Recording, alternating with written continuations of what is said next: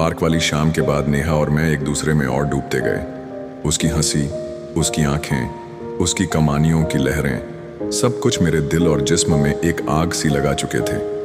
हम रोज फोन पर बातें करने लगे और हर रात उसकी मध्यम आवाज में एक तड़प सी महसूस होती। एक दिन रात को उसने कॉल किया, राहुल आज तुम्हारी बहुत याद आ रही है। उसकी आवाज में कंपन था।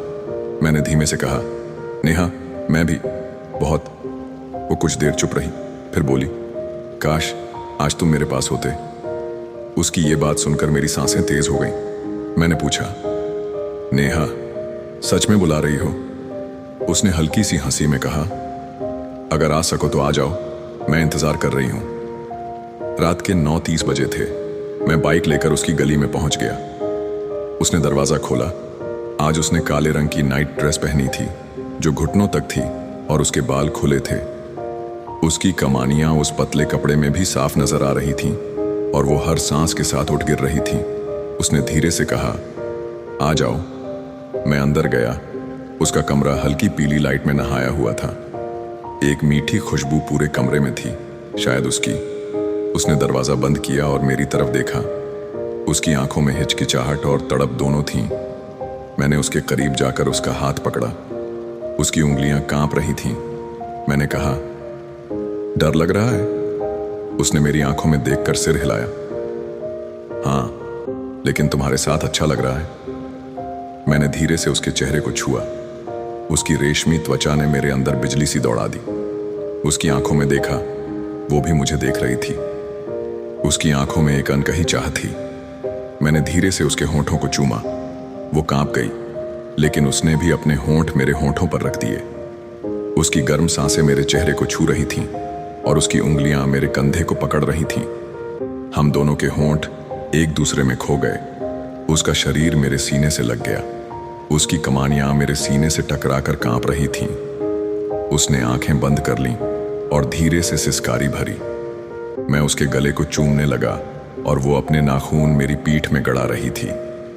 उसकी सांसें तेज हो गई थीं और उसकी उंगलियां मेरे बालों में उलझ गई थीं।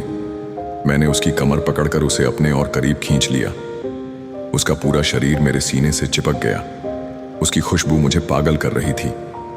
मैंने उसकी गर्दन पर हल्के किस किए और उसने धीमे से कहा, राहुल प्लीज रुकना मत। उसकी ये बात सुनकर मेरी तड़प और बढ़ गई। मैंने उसके होंठों को फिर से चूमा, इस बार लंबा, गहरा। उसने अपने शरीर को मेरे करीब और खींच लिया और उसकी कमानियां मेरी छाती पर थरथराने लगी। उसने धीरे से कहा, राहुल लाइट बंद कर दो। मैंने लाइट ऑफ की। कमरा अंधेरे में डूब गया। सिर्फ खिड़की से हल्की चांदनी आ रही थी। मैं फिर से उसके पास गया और उसे बाहों में लेकर बेड पर बैठ गया। उसने मेरी गर्दन में अपनी बाहें डाल दी। उसकी सांसें मेरे गालों पर पड़ रही थीं। मैंने उसके गाल, उसकी गर्दन और उसकी कमानियों के पास की जगह को किस करना शुरू किया। वो हल्की हल्की आवाजें निकाल रही थी, राहुल प्लीज। उसकी उंगलियां मेरे बालों को खींच रही थीं।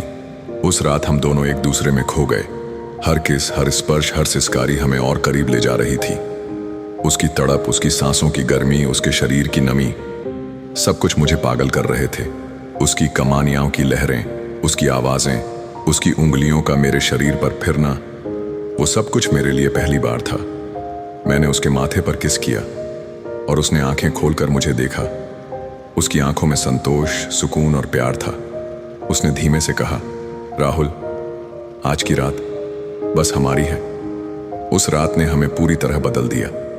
नेहा अब सिर्फ मेरी चाहत नहीं थी, वो मेरे दिल का सुकून बन गई थी। उसकी मुस्कान, उसकी तड़प, उसकी कमानियों की गर्मी, सब कुछ हमेशा के लिए मेरी जिंदगी में बस गया था।